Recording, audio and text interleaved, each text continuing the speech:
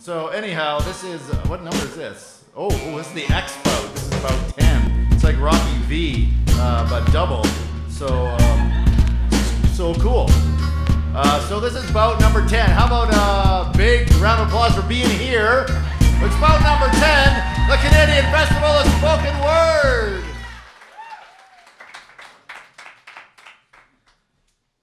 I don't go anywhere without this piece of paper, so forgive me. How far have you gone between answers? All I've learned after a few tumbles, after it all comes out in the wash, is socks don't mate for life, and very little is as it seems. You see, I met a lot of people who lie somewhere just beneath themselves. Some let lesser things bury them, and some were born into an intimate stranger.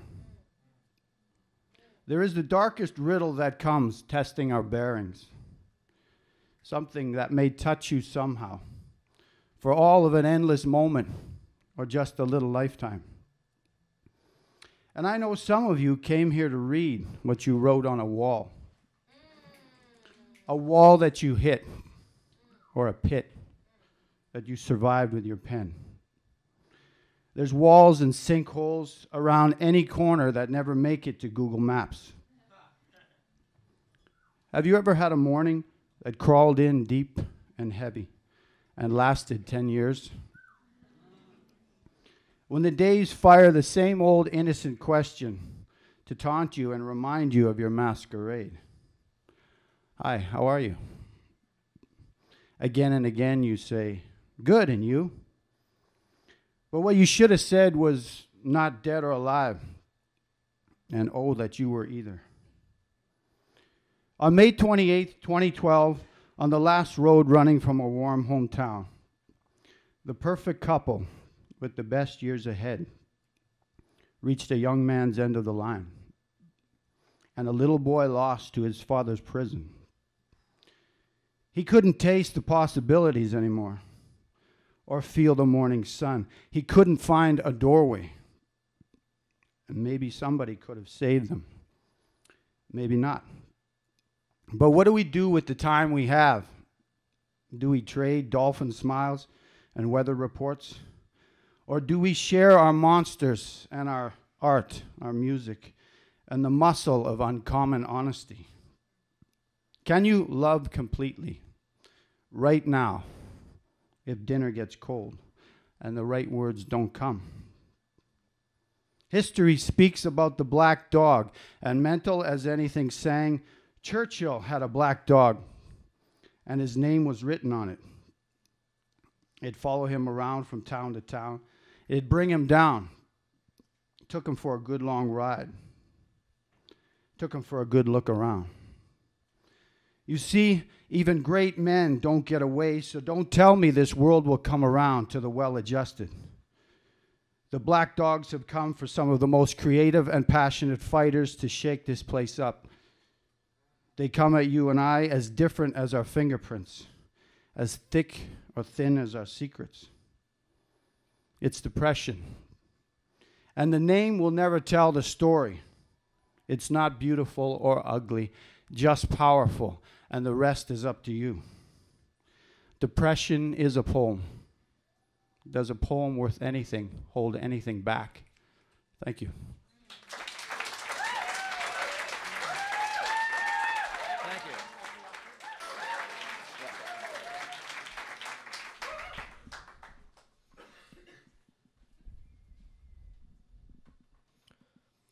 Picture a stick in my sternum ribcage, sticking out straight, screaming old age, reason, and fashion. This stick is fear. This stick is anxiety. Like, actually, in all practicality, I swear, I have an open wound, and it's fairly debilitating in the sense that I can't move, and even though I'm kicking, thrashing, screaming, it's like I'm being held down, kneeling, while the whatever I'm worried about water rises to meet my eyes at the horizon, tick-tocking the click-clocking hours before the next set of events, and hopefully, I can repent by then.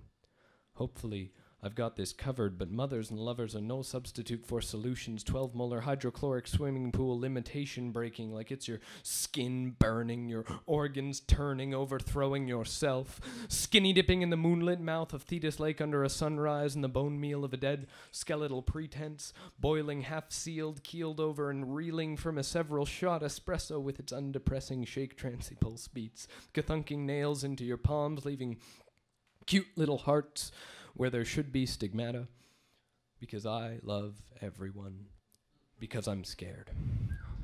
So cut my hair, send me off very aware that I am not he, is not me, is not them, persona is placebo for confidence. And I'd be lying if I said I didn't love that line. So, to further skin that skeletal pretense, persona is placebo for confidence.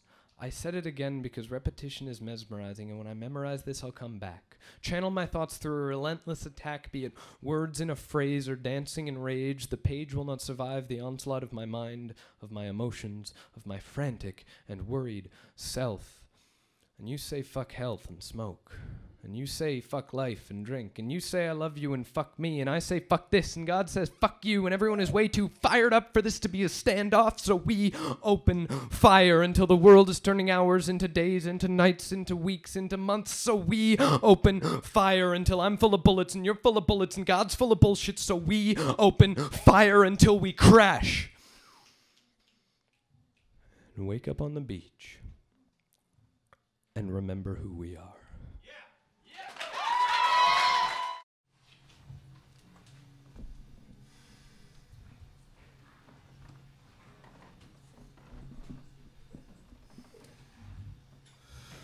Do not mistake this reaction for a survival instinct.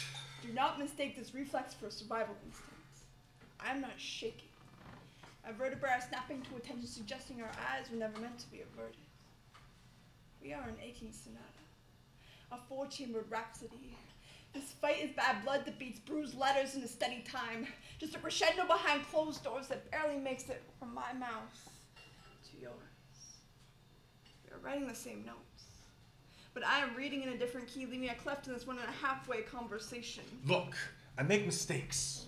And every time I slip, I'm afraid you'll break, but I cannot afford to pay off the interest on your heart because these days, my presence is paid for in syllables. So I am left, surviving on the continent, sucked from the copper tongues of pennies. There isn't much sense to be found in your choices. So these hollow promises are carved in hollow bones, weighing so heavily on my limbs they shake with the effort of holding themselves Your up. sweaty palms say it all, and I am forced to let go. As discordant vibrations make my world quake.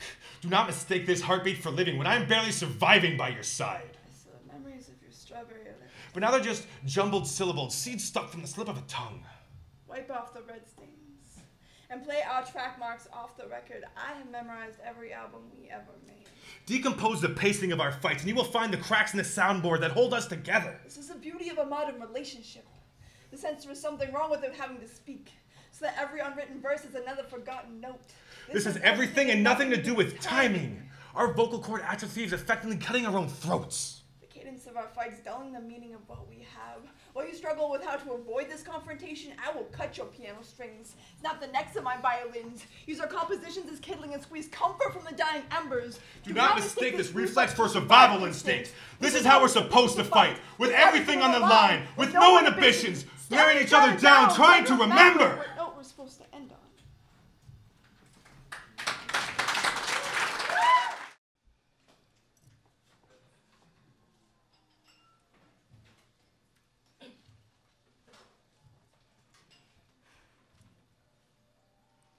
I only had one boyfriend all throughout high school, and he was the first person to say that he loved me. So on that Thursday after school, when nobody else was home and my boyfriend locks the door to my room, I do only what I think I have to. I give myself up completely because I don't want to be me no more. No, I don't want to be hurt no more. But I'm 14 years old, and it's June. He's taking his pants off, and I'm thinking maybe it's too soon. Hey, babe, let's wait. He's like, you're not going to get pregnant, just get over here. And I'm like, but babe, I'm afraid. And then he shouts, you're not going to get pregnant. If you do, I'll pay for the abortion myself. And that was the bait that lured me to my own bed.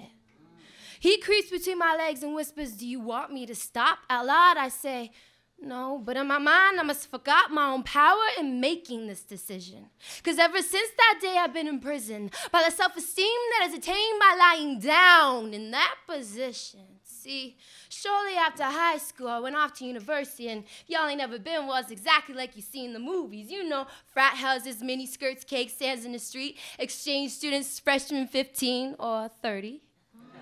And after being set free from the cage I called my home, shit, I was a wild animal hunting for a touch. I ran through dorm room to dorm room with my heart on my sleeve, looking for anyone to sew it up. I spent half-wasted nights on top of those, I can't remember the name, and so many sober nights beneath those, ooh, I can't even look at the same.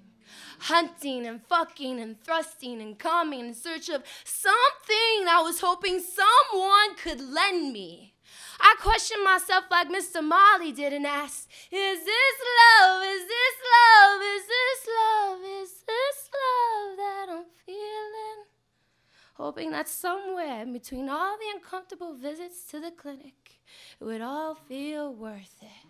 But it was all just bullshit. And now here you sit with my side of the story of the so-called slut. I'm sorry my mommy and daddy never taught me how to give myself love. But I know I can't be the only one who's ever teeter-tottered the thin line between love and loneliness.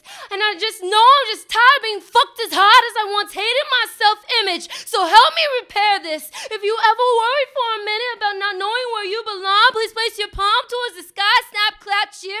Do something so that I know that I'm not alone. Ooh, take a look around. We are not alone.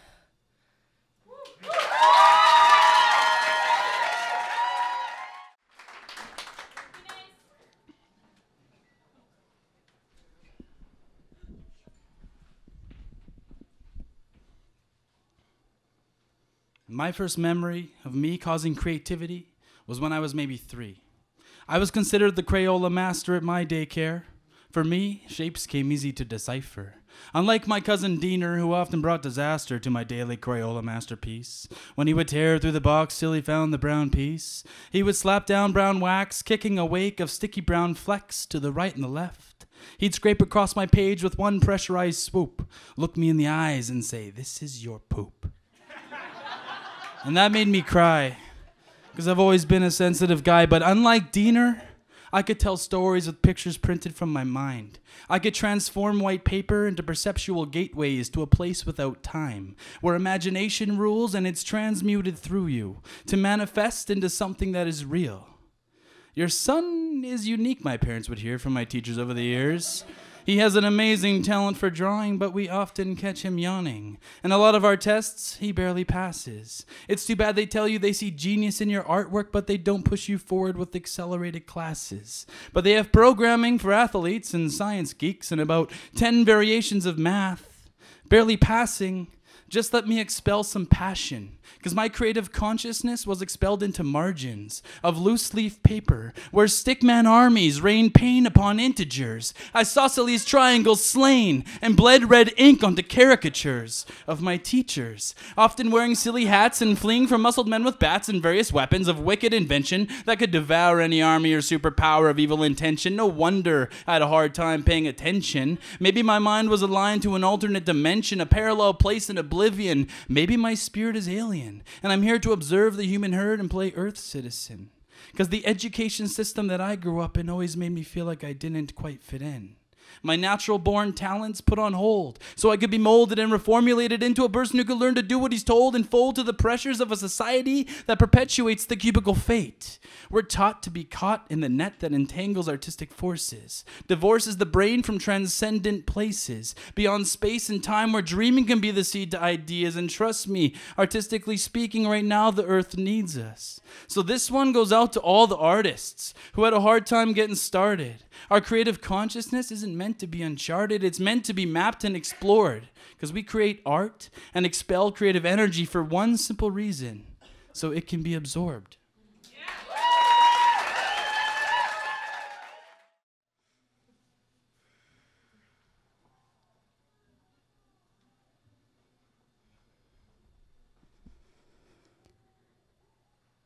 In Minneapolis near a lake, there is a peace garden with a bronze statue of an origami crane in process. This statue shows its metamorphosis from first fold to final stoic shape. It's summer. We walk around the statue, we read instructions set in stone. You want to kiss me, but don't fold. I'm terrified to fly.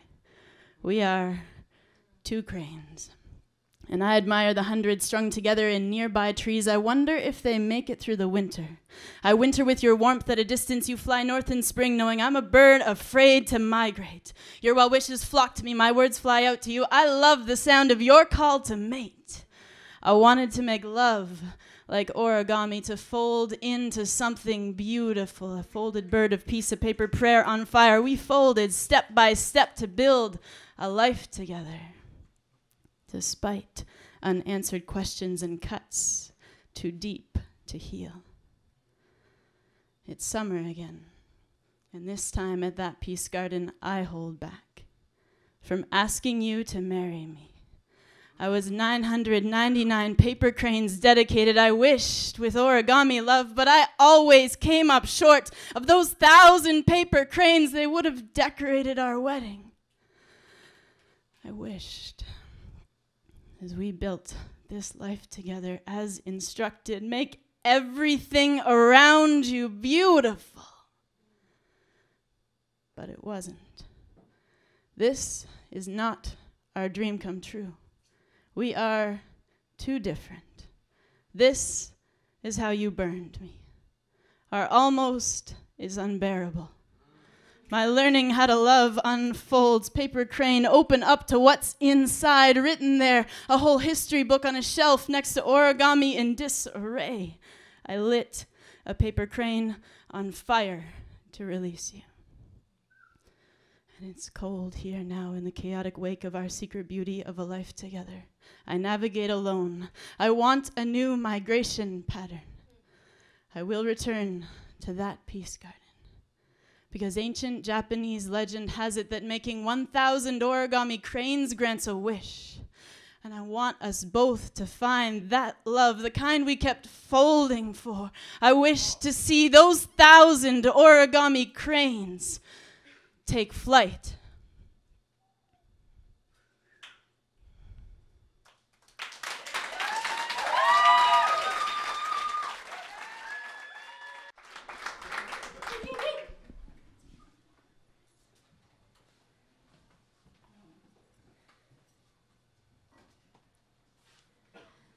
They say you can watch your dog run away for days here. I don't have a dog. But there have been days when the only thing keeping me from running is that there is nowhere to hide. I used to see only all of the ways you are broken. Used to blame you for shaming me for all of the things you were unable to hold on to. Blue grama grass, bison, burrowing owls, fescue. Like a bad wax job, we uprooted your rich diversity of grasses and planted a wheat blonde bob with canola highlights atop skin, raw and bleeding. Brushed it into rows just so. Gave you garbage hill implants, erected dams to regulate your flow. And now you display this mutilated landscape with such brazen plainness that it used to make me queasy, made me long for a twist in the road or some hidden abode nestled inside a hill or some imposing geography that would make it easy to forget. Like the clear cuts in BC, secreted in the dark armpits of mountains that are always disappearing around the next curve, you are straight as a grid road. Here there is nowhere to hide. You are open as the map it's printed on, forcing me frank simply by unfolding yourself fully in front of me, an open-handed offering that asks for nothing in return but honesty. So I've been tracing your asphalt scars lately, following them into the backyards of farmers beneath whose weather-worn skin wise watersheds whisper your history. And into urban gardens that have taught me how to love you on my knees, and into the back alleys of the first peoples to call you home who've been showing me how to fight for what's left and remember what's gone. So rather than run, I've decided to take up stretching, to somehow find the spaciousness within to hold all of the complexities of your lengthy horizon. Your sky is the backdrop for most of my dreams lately. Your stars, my bedtime stories. The cypress hills are my pillow. And your fields of monoculture, a patchwork quilt that keeps me warm, even as I mourn the loss of the hen-knit mixed fiber Afghan that used to hold this land together.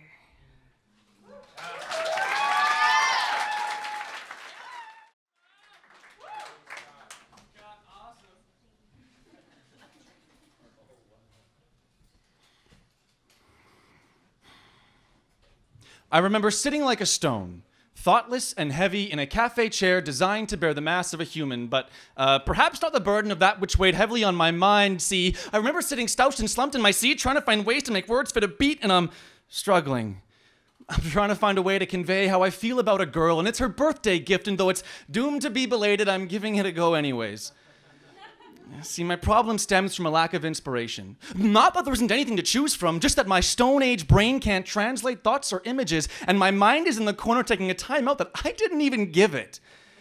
It's like a muscle rarely strained, and I'm an 8-year-old pitching in the World Series. Everyone's staring at me, confused as to how I've gotten as far as I have, and me, I'm lost. Slack-jawed staring at the crowds of cricket-sized people with their flashing camera bulbs and the chirping sounds they collectively create, and in this moment still seated in that wooden cafe chair that is by now gasping for breath and having visions of the forest of its infancy, my worst fears are manifesting themselves. I'm terrified of being stupid. Terrified that I've been too stupid for too long, plagued with a lack of self-control towards video game controllers, beer cup holders, and marijuana smokers, and I'm not judging those that play Pound or Puff now, simply stating that one of the most important stages of development should not be taken lightly or ignored, and I spent those years slouched in front of a screen, inside screaming, "Someone do this for me!" While the aid of others can only get me so far, they can't grow up for me. Maybe being 15 for the last 8 years was finally banging at my gate, and my writer's block was playing keep away with a coma and a catatonic state. But then something happened. Something that gave me hope. Hope that buried beneath all this gray matter lied the keys to my inspiration. It was sitting there on a hill under a beautiful tree overlooking a meadow, humming a Beatles song. And I was overcome by something strange. My mind began to rearrange and words came to me, and my stream of consciousness took over. And while that stream may only have had the current of a creek, I paddled that sucker like I was on the Niagara. No room for the meek, though my penmanship's weak. I had a message to speak, and I wouldn't rest till the words of these worlds and the verbs of these murals vacated the steel cage and emerged at last in the pace before me. And for anybody who's ever said the phrase, I never knew I had it in me. You know how I felt. I was feeling stick that on the refrigerator proud. Ever since that day, I felt fortified. I've spent so much time worrying about lacking the capacity to grow, but something's held me steady. See, for me, inspiration, regardless of quality, is profound, because inspiration is progress, and inspiration is growth. And it still sits there on that hill, under that beautiful tree, tapping pen to paper, humming blackbird, only waiting for its moment to arise.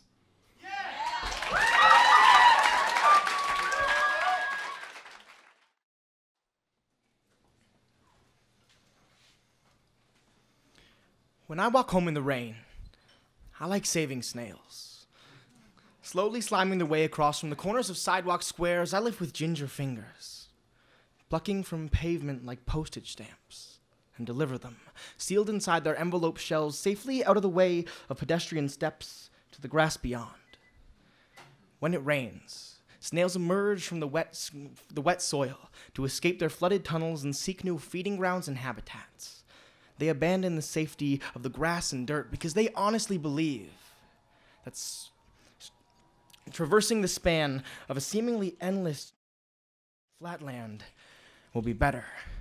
Even if they cannot see what may lie ahead of them, they believe that their tunnels are too far gone for repair, that nothing behind them could remain welcoming. When it rains, and I realize that medication isn't enough, when I have flooded my tunnels with tears and blood, and depleted my ecosystems. I am a snail. When I walk home in the rain, I like telling you about every time I save a snail. And you tell me that you're proud of me, because I despise the ability we have to abuse our power as humans. And I realize that every time I pluck from pavement, I do not seal these envelopes. These parcels are packaging themselves in terror. When you try to tell me that I am not broken, that there is still hope in this wreckage, that I can still receive nourishment in this soil, when you try to pick me up and deliver me to safety, I retreat into this brittle shell I secrete with my tongue, this facade so easily fractured by those who tread too near.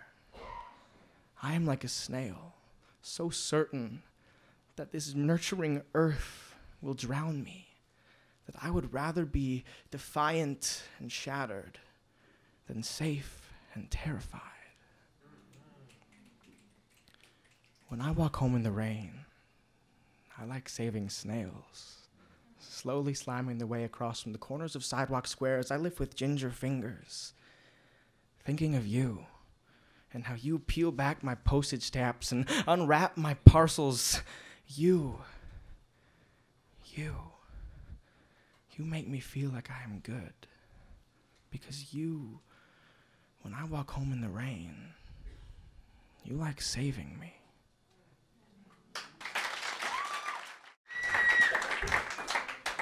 So this is what you call a slam, a poetry jam. Green eggs and ham, Sam I am. Satisfaction guaranteed as you'll feed on a delectable spectacle, intellect for you. There'll be no need to select or reject any of these rhymes, but in time you will find a line that'll be so sublime, like soda water with lime. So refreshing, it'll be like undressing and meshing your mind to a drum line that will align your spine in a vertical position. Because as we're strumming, you'll be drumming and you'll be humming as the lines keep coming, but it'll be done in a second. As the next poet will take to the stage or invade, persuade, upstage, as the judges will gauge the selection, direction, tone, inflection of the lines and the style that put smiles on the faces that embraces this occasion.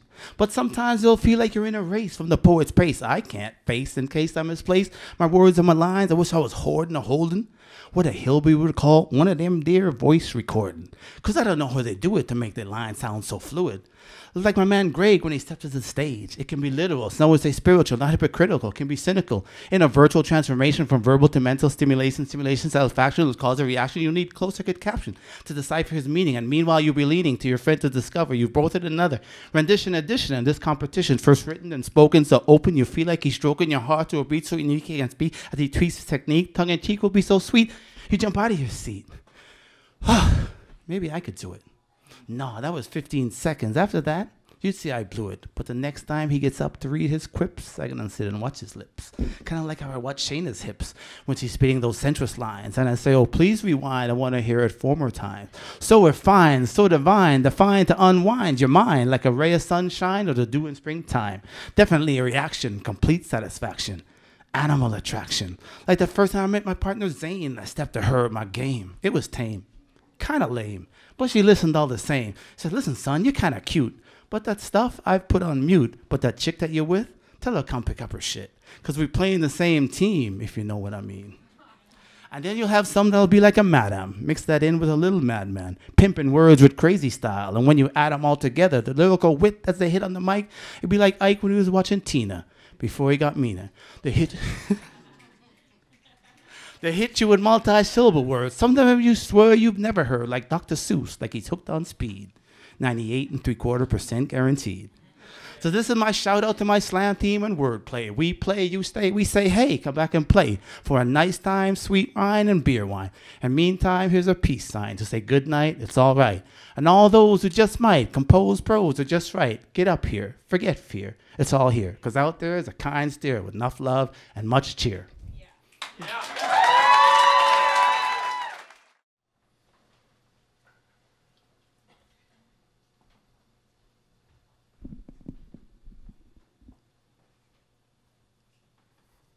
Some problems too big for answers. It's not that I couldn't scalpel myself from you or butcher my heart from your hands. It's that I want to dance away graceful. Because even if we fucked everything up to get us here, even if failure sometimes my best intention, even if I couldn't wait, leaving you felt not worth waiting for. Worth is not reflected in minutes spent miserable, or in the loss of hope heaved on the shoulders of a lover. How much of each other can we carry when our own weight leaves legs numb, feet dragging, laughter caught in each other's throats? Hand me a scalpel. My shoulders, so broad, could hold up the ocean. But some things are not meant to be held. So even if we fucked everything up, even if I could have been more, even if the muddied corners where our waters meet no longer resemble the Pacific, even then, even now, I want to get this right. So let's make this the best breakup ever. I promise not to fuck any of your friends. I promise not to fuck any of my friends. I promise not to fuck you over, get fucked up, and send you a drunk text message about how much fun I'm having now that I'm free. Because I promise to still be me. And I promise not to bring a knife to our history fights. And I promise never to show anyone that video we made. You know the one. The puppets and the bear costume. And I promise never to raise my voice to say the words, I love you. And that every time I said those 3 words, I thought my heart's expansion left too little room inside my chest for my lungs, so my breath left me. And now I must learn the feeling of breathing again, of space, of myself without the weight, of problems that from the underside seem too big for answers.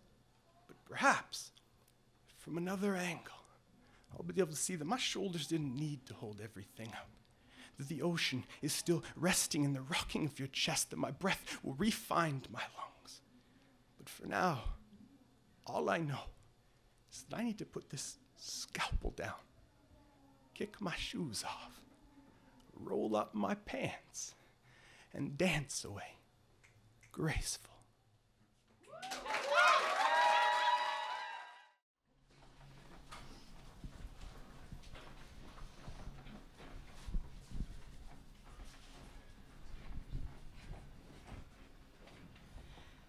I hear you say it. Hey, miss! And my breath hisses through my teeth as I exhale and wait, not so patiently to hear what you're about to say next. You know, my bacon's a little too greasy, and I ordered my eggs over easy, and I really don't understand how you can mess that up, because isn't it overly easy to be a waitress? I smile. Mostly because this is just the job I do until my teaching career takes flight, like the paper napkin your child has made into an airplane and is now throwing at other customers. You know, you're right, I'm sorry. Let me fix that for you. Right after I forgive the couple who responded to my "Hi, how are you" this morning with silence like my existence is insignificant. Right after I add pleases and thank yous to sentence fragments because coffee is not a complete thought. But may I have some please is, although I find most people have poor grammar. And right after I deal with the man who suggested I go back to his house and cook his breakfast for him in nothing but my apron. See, I can easily fix your food order, but what I really want to do is be the miss that could teach you a thing or two. Stand up at the front of the room and drop lessons on proper etiquette when you're dealing with another human being. Lessons on being kind and considerate because my uniform doesn't tell you how someone close to me died recently. How I work double shifts to put myself through university, or how a simple smile can make my day just a little less shitty. The thing is, I actually do love hearing "Hey, miss," but only when it's followed by "Hey, miss, can you help me with this essay question?" Or "Hey, miss, this actually makes sense to me now." Or "Hey, miss, I hope you have a good weekend." I mean, okay, I won't kid because sometimes kids do remind me that there were some annoying things that came out of the 90s, like a couple of them. And all right, being a supply teacher can be code for glorified babysitter, and there are days I do less teaching and more preaching about why you shouldn't throw things at other people, paper balls, insults, or otherwise. But sometimes, I hear "Hey, miss" from the back of the classroom, and I know the girl with the headphones that drones out the voices of her classmates just wants to talk about a book she finished today because she saw the same one in my bag. Or I hear "Hey, miss," and it begins a conversation about likes and dislikes with a boy who hasn't been asked what he likes, baseball, and what he dislikes, being invisible, in a really long time. And it's those moments that make me long to scribble less breakfast orders and instead write good morning on a blackboard or scribble A+ on a paper whose owner hasn't seen the first letter of the alphabet since early elementary school. So when you call me a dumb waitress, know that my calling isn't this, and I hope your children will end up in my class so I can teach them how to have some.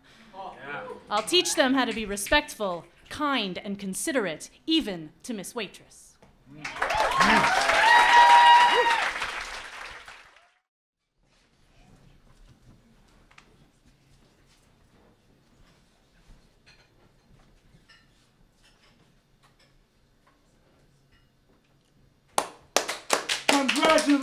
Congratulations on having successfully completed the How in the Heck Can I Organize a Threesome?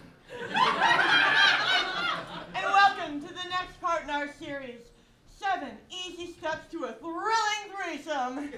You and your sexy friends have like 3 mouths, 6 hands, and 15 orifices. Is this heaven? Yes! Yes, it is! These helpful guidelines will turn your guitar solo sadness into an orchestra of getting it on. Step 1. Talk shop. What are your boundaries? Do you like listening to Shaft? Are you allergic to passion fruit flavored condoms? Do you have something that will turn my piss green? Step 2. Artistic endeavors. This is your chance to turn your bedroom into a gorgeous series of erotic portraits. Don't just Jackson Pollock all over everybody. Step 3.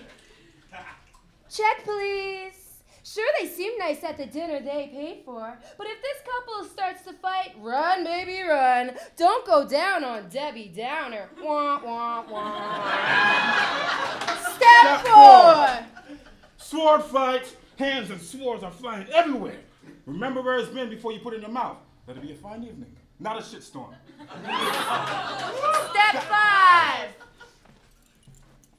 Peep show. Do you enjoy being watched? Do you get uncomfortable when that person's partner is sitting over in a corner, listening to Sade, smoking a mahogany pipe, and just watching? Mention that. Step 6. No, ex-sex. You can't bring your ex to a threesome. That's like a reunion tour, not a sexy listener. Step 7. Wild kingdom. People, animals are not your third. Having wild donkeys, llamas, well-hung horses, Mexican hairless dogs does not make a threesome. That's just you and your partner being dirty-ass pet fuckers. Now next in our series, Go Forth and Foursome. Thank you. Thank you for coming.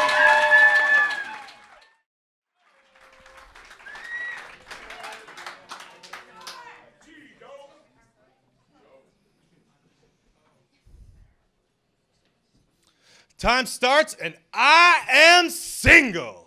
I have beer for dinner, leftovers for breakfast, and when I pee, I leave the toilet seat up.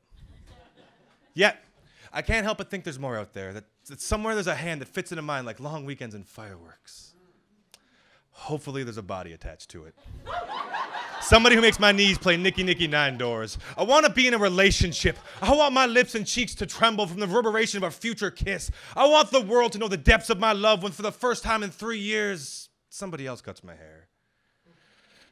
Time dips forward, and I'm carrying her across the threshold of our first apartment, decorated in a fashion that I'm told we both enjoy. Who knew I love unicorns so much? We pack every corner full of more memories than that old abandoned sofa we found on the side of the road, cleaning the kitchen with water balloons, because it's our turn to choose how adults act. I will simply walk into Mordor, to the fires of Mount Doom, to forge the One Ring, so I can drop to one knee, not to become a sir, but to let her know I am certain I want to take the weight of the world off her shoulder and carry him on my finger. We'll wake the world with a sound only newlyweds can make. Time snaps, and we're free-falling at a honeymoon reality. Jobs become careers, apartments become houses, hairs become gray. 2 weeks late becomes 2 months pregnant, becomes a 2-day-old baby boy.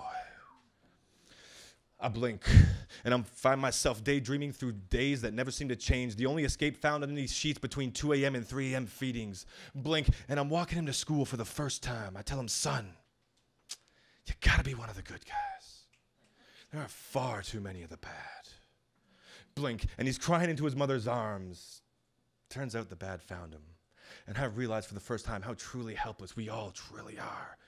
Blink, and he's trading in his baseball hat for a graduation cap. Blink, and he's setting sail over the horizon, leaving me alone with the woman who I longed for, and now, hardly know. We spit rapid-fire small talk across empty rooms every day, finding new ways to say absolutely nothing. Blink, she tells me she wants to get a cat. Blink, she tells me she wants a dog. Blink, she tells me she wants her baby boy back. Well, all I ever really wanted was beer for dinner and leftovers for breakfast.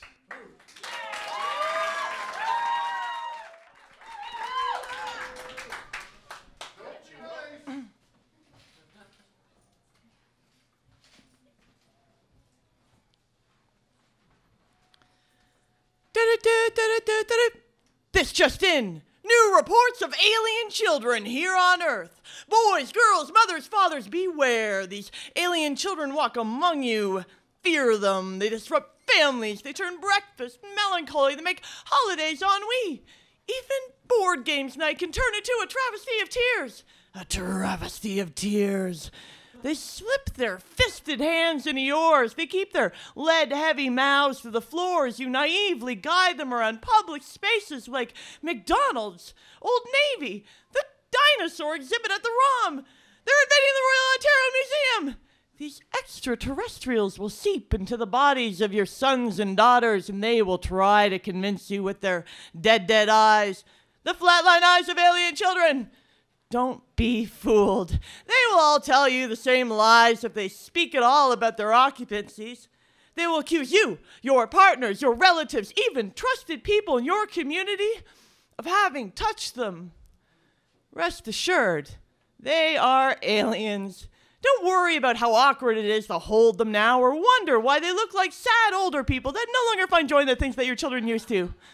Why am I telling you this? Because I must be an alien. My true body was discarded when Christmas became rum snuck into my coke and my uncle's erections. And when I finally told my family and my mother still dragged me to see him puke fresh on Silent's lips, I knew I must not be their daughter. Why would you do that to your child? The skin wants to be scratched off. It feels like a void. It drags my coat hanger bones. It houses robbed organs. Sometimes, when I mate with humans, I feel like their faces shift and become monstrous meteor memories. But baby, when we're together, you make every inch of me feel like rewritten history.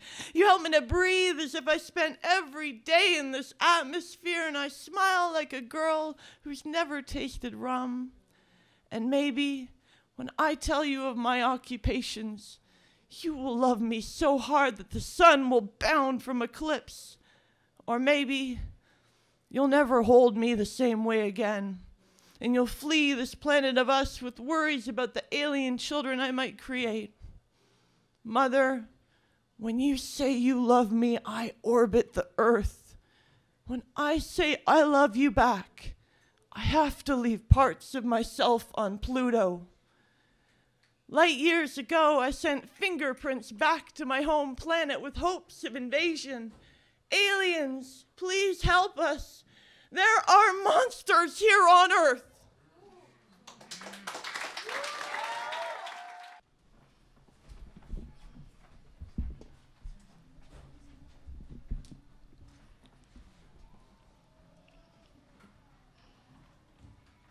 Wake up, 5-year-olds and grandmas, because this world is taking itself way too seriously. Wake up, good people of the earth, because I'm sick of feeling like the last one awake at the sleepover, and if this is the best we can do, then fuck it, I'm calling my mommy to come pick me up. Wake up, poets. We could only recite Leonard Cohen and Allen Ginsberg for so long. Wake up like an infant catching her first intoxicating glimpse of a life. But I've been sleeping through my life. I wonder how. I wonder why. Awaken to the sound of hope unbound, pleasure unshackled, compassion unleashed. Humanity, drunk on itself, is waking up, elated and hungry. Like barn swallows, we've been weaving beds of twigs, twine, and optimism, turning the corners of this rotting structure into home, dreading and ready for the day it all crumbles. And now, like clouds, we are weeping wildly together, crying up thunderstorms, exhaling the sky. Electric, we send tear-drenched love letters to the earth that all end with the words, I'm sorry. Like geese at first flight, we are awkward, but we are faltering our way toward a sturdy V aimed straight into tomorrow. It'll take time. And tomorrow is patient, as a seed sleeping in soil awaiting rainfall, and we are steadfast as grass, pushing through sun-crusted clay, tenacious as the roots of a dandelion, pervasive as the prairie wind. We are not going away. Wake up like you just overthrew your government. Wake up like it's your birthday. 5 more minutes before I must wake. Just enough time for one more journey to make. A beautiful butterfly flutters by my mind's eye, and I decide to fly beside it. I follow her flight path to a geometric landscape on a planet made of math, and I blast to a crystal forest amongst insect giants who could spit wit. They wrapped wisdom through their hair-lined carapace lips. They spoke in a mathematic language of amalgamated woven word equations. Semiotic quotations formed complex rhythmic calculations into cadence, and I listened with patience. They told me to tell you what they told me. The universe is made of patterns. Like the tides that ride the sea. The birds' great migrations or the changing color of the leaves. The center of a flower or the honeycomb hives of the bees. They say if we could see these patterns, we could find a harmony. Exist within these patterns, we could change our story entirely. Suddenly, I get the beep, beep, beep, and I'm back, awake in the land of 3D. Wake up!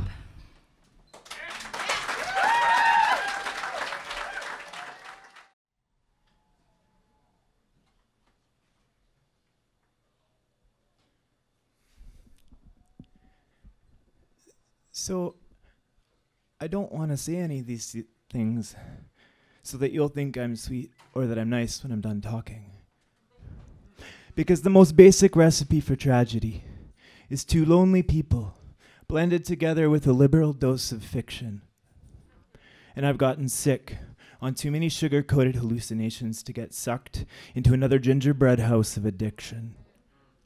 And tonight is not a safe feeling.